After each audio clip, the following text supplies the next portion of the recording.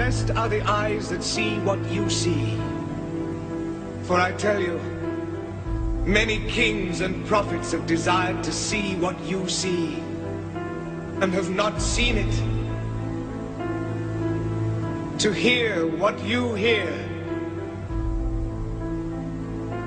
and have not heard it. I thank you, Father, for hiding these things from the learned and the wise, and revealing them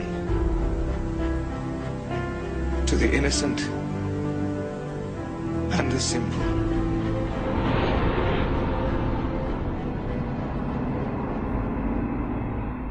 As fires continue to burn in Tianjin, the rescue effort goes on. This man was found after search teams heard his cries for help. The scale of the aftermath of Wednesday's explosions can be seen from the sky. More than 100 people are known to have died. Now there's a new danger from toxic sodium cyanide stored at the site. People living within 3 kilometers have been ordered to leave their homes. The disruptions affecting an area far larger than that. I just bought some things, and when I got to roughly number 9 Street, I had to get out the car because they'd blocked the road. I asked them what's going on. They said it's still dangerous inside. You can't enter. Among the dead are 21 firefighters. There's anger here, and questions are being asked about their role. Sodium cyanide becomes flammable when in contact with water.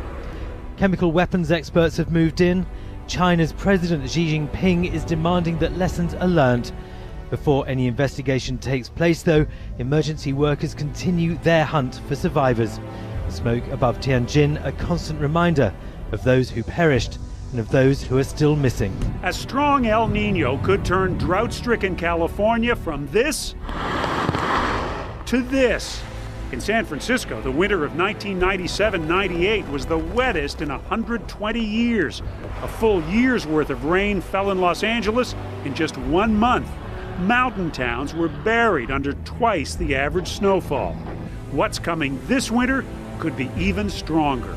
El Nino comes in all sizes, small, medium, and large, but very rarely do we get a Godzilla El Nino. Godzilla is apparently the only word to describe what climatologist William Patzert sees in images that show unusually warm water spreading across the Pacific near the equator. That warm water mass, the signature of El Nino, seems to be growing even broader than it did in 1997. This one looked promising from the start. At birth, it was a big baby. In the United States, a strong El Nino can bring more precipitation across the south and up the east coast.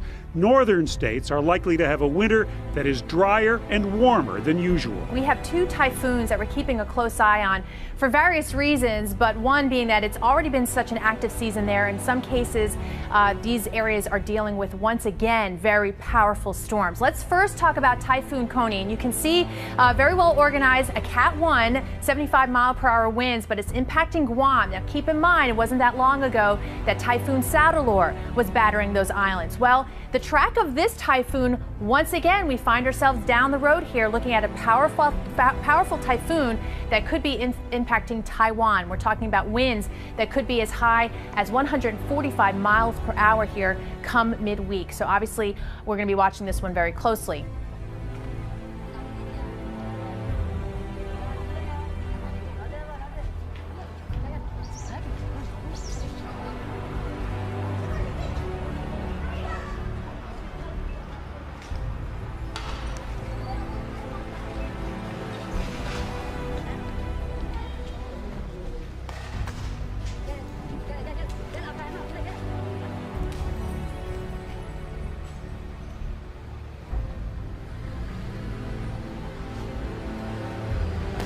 Because everybody was sending out pictures of, be it Mount Amana, Mount Diablo, you name it. Everyone was obscured. Oh my gosh, we're having an earthquake.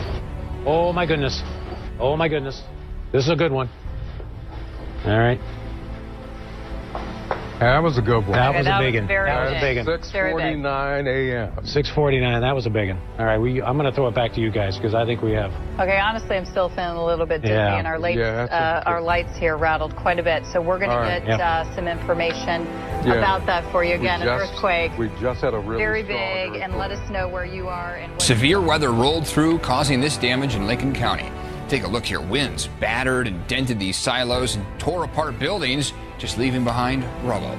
At least 2 small tornadoes did touch down, and many of you saw funnel clouds. Meteorologist Matt Makins was out in the middle of it all, chasing those storms.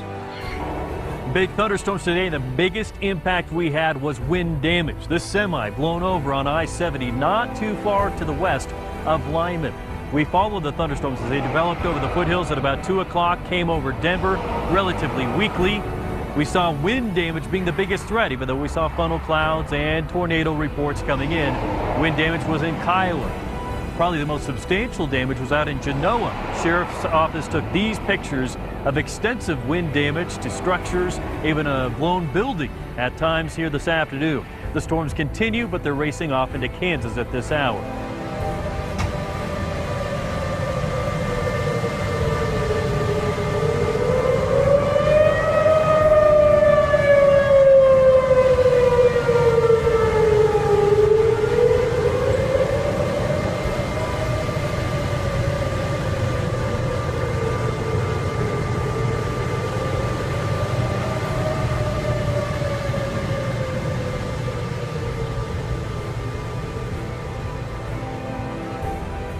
Algae blooms are contaminating the water in communities across the country. People have been getting sick, and birds and fish have been dying. Officials in Ohio have spent millions of dollars trying to fight the green goo showing up in Lake Erie. The toxins peak in the summer heat, so right now it's bad. Experts say rising global temperatures will only make things worse. But they say the biggest health concern is that there's very little oversight, and it's unclear what sort of voluntary monitoring is being done to test for the toxins. We're standing in the intersection of Sukhumvit and Ratchadamri in central Bangkok, where there was an explosion that was heard throughout central Bangkok. Earlier, when we arrived on the scene and went up right to the gate of this Erawan Shrine, a very popular landmark for tourists in Bangkok, next to the Grand Hyatt Erawan Hotel, we saw 6 bodies under sheep. There is one body also right in front of the shrine that I'm looking at right now, and scattered throughout this intersection are body parts covered with white pieces of paper, essentially. There is a bomb disposal unit on the scene. They have pushed us back about 70 meters. They're very concerned about the possibility of a second device going off. An unnamed official did tell me shortly after we arrived, when I asked him what had happened, he did confirm it was a bomb blast. We have seen 6 bodies. We're told from other sources there may have been 6 more fatalities. We saw ambulances transport a number of injured from the scene. And normally this intersection would be extremely crowded with tourists. We're right across the street from 2 major shopping malls where thousands and thousands of tourists from all around the world come every day. In this area, right now, there are no tourists around. There are hundreds of rescue personnel, Army, police, firemen, and reporters on the scene. Steve, we are looking at, as you're telling us about this, we are looking at live pictures coming in from Reuters, and we ask our viewers to bear with us. Sometimes the picture looks to go black. It is, of course, nighttime there, but these are live pictures on the scene. You mentioned that this is a very busy area. It is next to some very popular, some very large hotels. Can you see, are they evacuating people from those hotels? Has that been done already? Shortly after the sound of the explosion, those people who were inside the Hyatt next door were not allowed to leave. But when we coming up the street, because our office is only about 5-7 minutes away from here, I was in the bureau on the 18th floor and heard this boom. I thought it was thunder. I really didn't think anything of it until I didn't hear anything else. And then we started to see on Twitter that there had been some sort of explosion. But people were calmly walking up and down the street at that point. Now they have cleared out the intersection and are holding people back. But if another blast of the same size went off, there would be a number of rescue personnel who would be seriously injured or worse. 30,000 U.S. troops, close to 50,000 South Koreans, engaging now in an annual military exercise like this inside South Korea. The drills, called Ulchi Freedom Guardian, bring a threat from Kim Jong-un through his news agency. If the United States wants their mainland to be safe, then the Ulchi Freedom Guardian should stop immediately. The North Koreans take it a step further, virtually threatening a nuclear attack. A Pentagon spokesman tells CNN they take all these threats seriously and are, quote, monitoring the situation. The North Koreans make threats every year during these exercises, but this year the tension is thicker. What makes this year particularly different in that the tensions are heightened on both sides as we've gone through this because of the landmine incident on the DMZ. Earlier this month, Kim Jong-un's soldiers, according to South Korean and UN officials, crossed the border in the demilitarized zone and planted landmines that nearly killed 2 South Korean soldiers. North Korea denied it. Analysts say American troops could have just as easily been wounded if they'd been in that area. And it's been less than a year since North Korea actually did launch a successful attack on the U.S., the cyber strike on Sony Pictures Entertainment in response to the movie The Interview. With those attacks and all the executions inside his regime, analysts worry about the decision-making of the young dictator. He's very rash, he's unpredictable, and he's very impetuous. He has anger management issues. He's very quick to anger. So all these things make it just the situation so much more unpredictable than in the past. But can Kim strike the U.S. with a nuclear weapon? U.S. officials and weapons experts tell CNN the North Koreans don't yet have the capacity to hit the U.S. with a nuclear-tipped missile. Experts say Kim's regime has 10 to 15 nuclear bombs now, has miniaturized warheads to fit missiles that can reach the U.S. But the North Koreans haven't flight tested those missiles yet, and they could break up as they re-enter the atmosphere. You may be down a 10-20% chance of success, and are you willing to commit suicide for a 10% chance of success?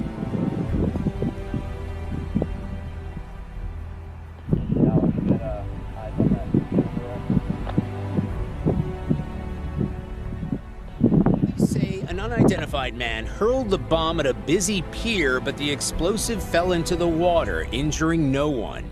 Here's the suspect police are looking for in last night's bombing, a young man in a yellow t-shirt and a backpack seen walking away from the scene of the blast after leaving his backpack behind. At the blast site this morning, they're cleaning up, collecting evidence, and struggling to come to terms with exactly what happened.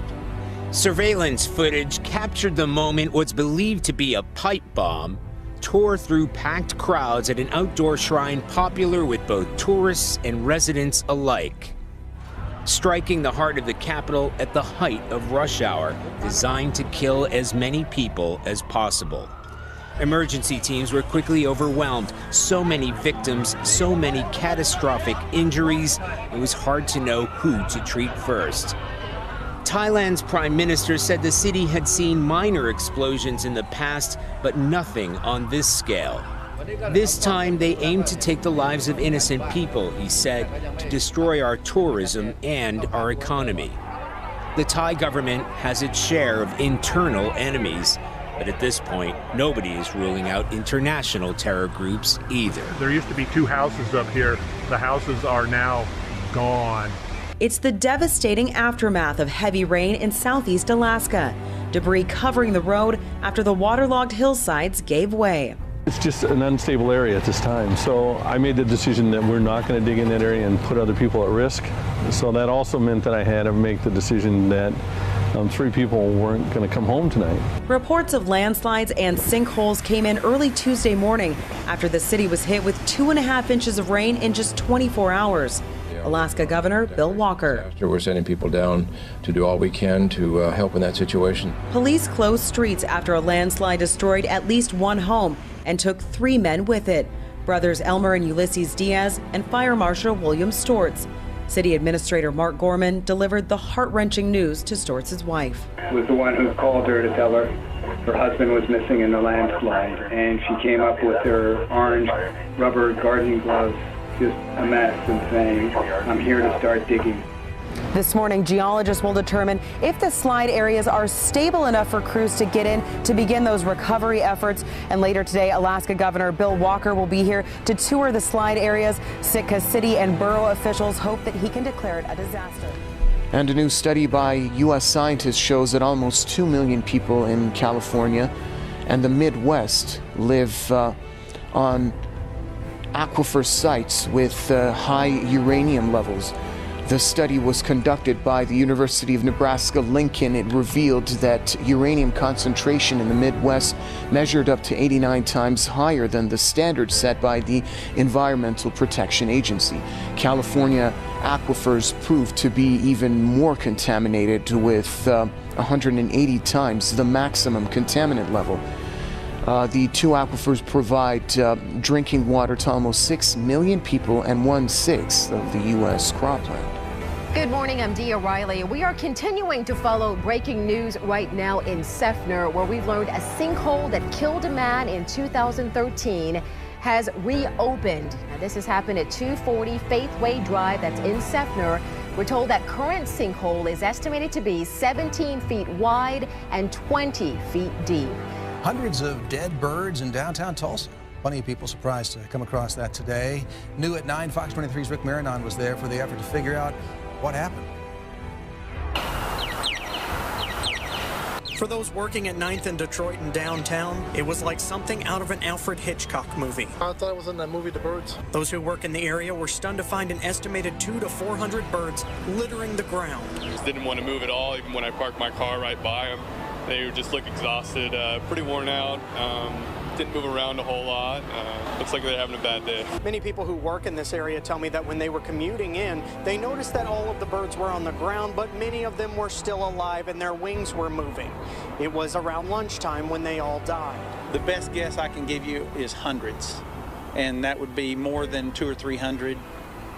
How many more than that, I'd just be guessing. Carlos Gomez is one of the Tulsa Area State Game Wardens. He believes a rare weather phenomenon happened during the thunderstorms early Wednesday morning that essentially washed the birds out of the trees and threw them to the ground, injuring or even killing them. But most aren't just meeting their fate at the nearby dumpster. Since the birds, known as purple martins, are protected by state and federal law, the game warden will examine the birds to make sure no other type of foul play contributed to their deaths. Researchers with the University of Tulsa also took many of the birds back to campus for a closer look. Have some forensics done on the birds and necropsies and what have you to see what they've been eating, see what the cause of death is, and that sort of thing.